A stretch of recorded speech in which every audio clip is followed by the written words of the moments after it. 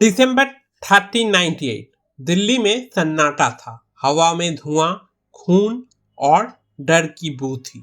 तुगलक सल्तनत की राजधानी, जो कभी एक समृद्ध शहर थी, अब एक लाशों का ढेर बन चुकी थी और इस तबाही का जिम्मेदार था Timur. Who was Timur? Timur यानी टैमरलिन एक क्रूर और खतरनाक विजेता था जो सेंट्रल एशिया के समरकंद से आया था।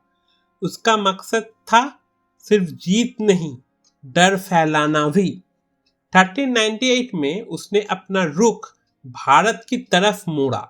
दिखवाया धार्मिक था, लेकिन असली वजह थी लूट और धन दौलत का लालच।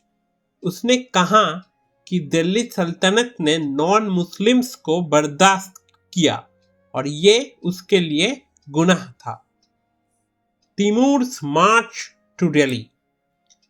अपनी बड़ी फौज के साथ तिमूर ने इंडस रिवर पार किया। उसका हर पड़ाव मौत लेकर आया। तुलंबा, मुल्तान और भटनेर जैसे शहरों में हजारों लोगों का कत्ल किया गया। एक दिन में ही तुलंबा में 10,000 से ज्यादा हिंदुओं को मार दिया गया और ये तो सिर्फ शुरुआत थी। The siege of Delhi.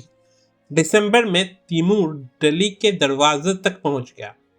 सुल्तान नसीरुद्दीन महमूद ने कुछ विरोध किया, लेकिन उसकी कमजोर फौज तिमूर के खिलाफ टिक नहीं सकी।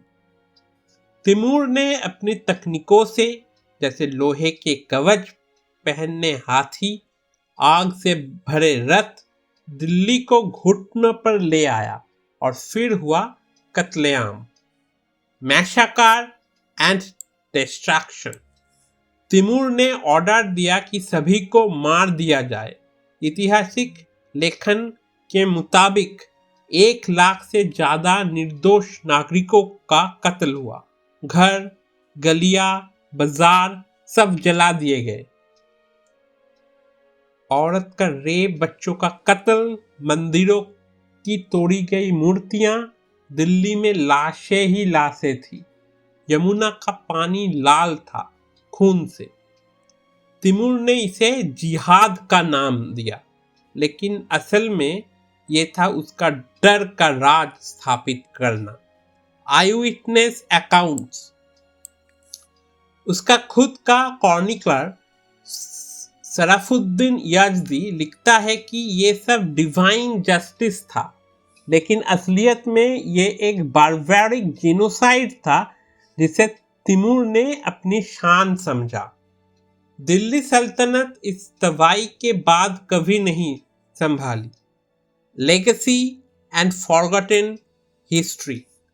आज हम में से बहुत लोगों को ये सब याद भी नहीं, न स्कूल की किताबों में, न मीडिया में, लेकिन ये घटना भारत के इतिहास का एक काला चैप्टर है।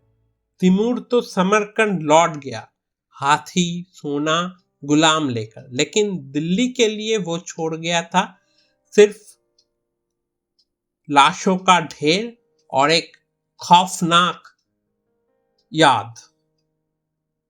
जो अपना इतिहास भूल जाते हैं वो उसे दोबारा जीने को मजबूर होते हैं। तिमूर को याद रखो, दिल्ली के खून को याद रखो और उन लोगों को याद रखो जो बिना वजह से मारे गए। Thanks for watching.